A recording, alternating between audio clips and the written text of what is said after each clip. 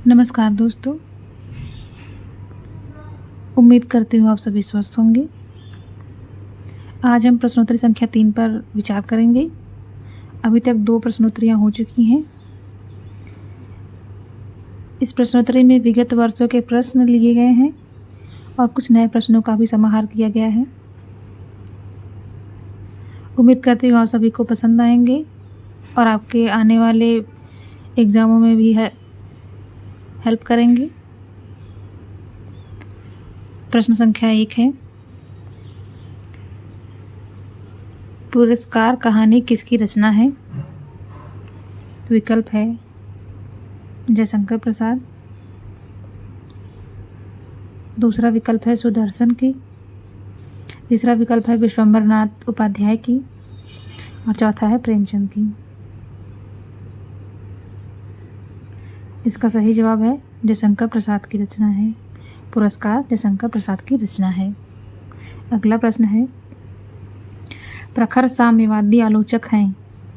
प्रखर साम्यवादी आलोचक हैं। विकल्प 1 है सरनाम सिंह शर्मा, विकल्प 2 है राम कुमार वर्मा, विकल्प 3 है देवराज उपाध्याय और विकल्प 4 है रामविलास शर्मा।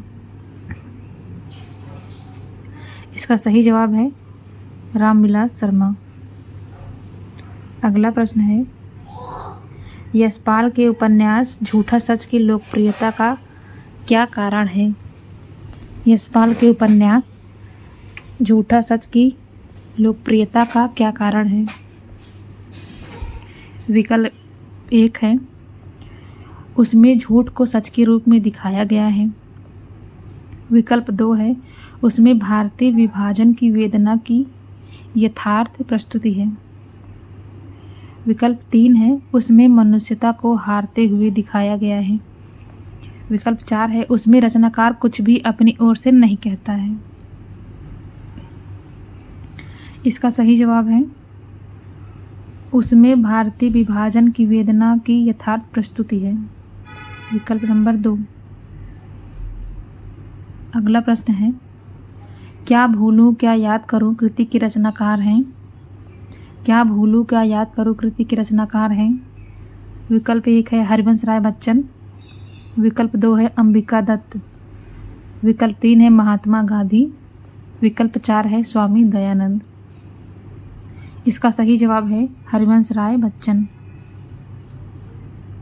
अगला प्रश्न है, भारत भारती की रचना का उद्देश्य है। भारत भारती की रचना का उद्देश्य है। विकल्प 1 है अतीत से प्रेरणा ग्रहण करना, विकल्प 2 है वर्तमान को सार्थक करना, विकल्प 3 है भविष्य का निर्माण करना और विकल्प 4 है इनमें से सभी। इसका सही जवाब है विकल्प 4 इनमें से सभी। अगला प्रश्न है, भारतेंदु के हिंदी योगदान का स्वरूप है। भारतेंदु के हिंदी योगदान का स्वरूप है।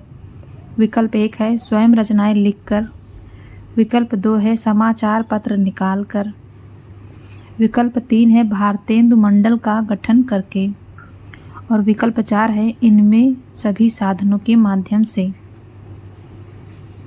इसका सही जवाब है विकल्प 4 इनमें सभी साधनों के माध्यम से। अगला प्रश्न है, आचार्य रामचंद्र शुक्ल रीतिकाल का प्रथम आचार्य किसे मानते हैं? आचार्य रामचंद्र शुक्ल रीतिकाल का प्रथम आचार्य किसे मानते हैं? विकल्प 1 है केशवदास को, विकल्प 2 है भूषण को, विकल्प 3 है महाराज जसवंत सिंह को और विकल्प 4 है चिंतामणि को। इसका सही जवाब है विकल्प 4 चिंतामणि को। आचार्य रामचंद्र शुक्ल रीतिकाल का प्रथम आचार्य चिंतामणि को मानते हैं। अगला प्रश्न है, महाराज जसवंत सिंह के द्वारा रचित लक्षण ग्रंथ का नाम है। महाराज जसवंत सिंह के द्वारा रचित लक्षण ग्रंथ का नाम है। विकल्प 1 है भाषा भूषण, विकल्प 2 है अलंकार रत्नाकर, विकल्प 3 है भूषण चंद्रिका और विकल्प 4 है आनंद विलास। इसका सही जवाब है ऑप्शन ए भाषा भूषण। महाराज जसवंत सिंह के द्वारा रचित लक्षण ग्रंथ का नाम भाषा भूषण है। अगला प्रश्न है ऋतु वर्णन करने वाले कवियों में सर्वश्रेष्ठ कहे गए हैं। ऋतु वर्णन करने वाले कवियों में सर्वश्रेष्ठ कहे गए हैं। विकल्प 1 है सेनापति, विकल्प 2 है केशवदास, विकल्प 3 है बनारसी दास और विकल्प 4 है गंग कवि। इसका सही जवाब है विकल्प 1 सेनापति। ऋतु वर्णन करने वाले कवियों में सर्वश्रेष्ठ सेनापति कहे जाते हैं। अगला प्रश्न है जयपुर नरेश जगत सिंह के राजा श्रय में रहते हुए पद्माकर ने कौन सा लक्षण ग्रंथ लिखा था। जयपुर नरेश जगत सिंह के राजाश्रय में रहते हुए पद्माकर ने कौन सा लक्षण ग्रंथ लिखा था।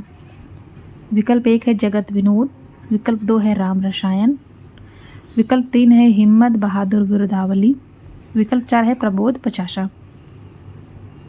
इसका सही जवाब है विकल्प 1 जगत विनोद।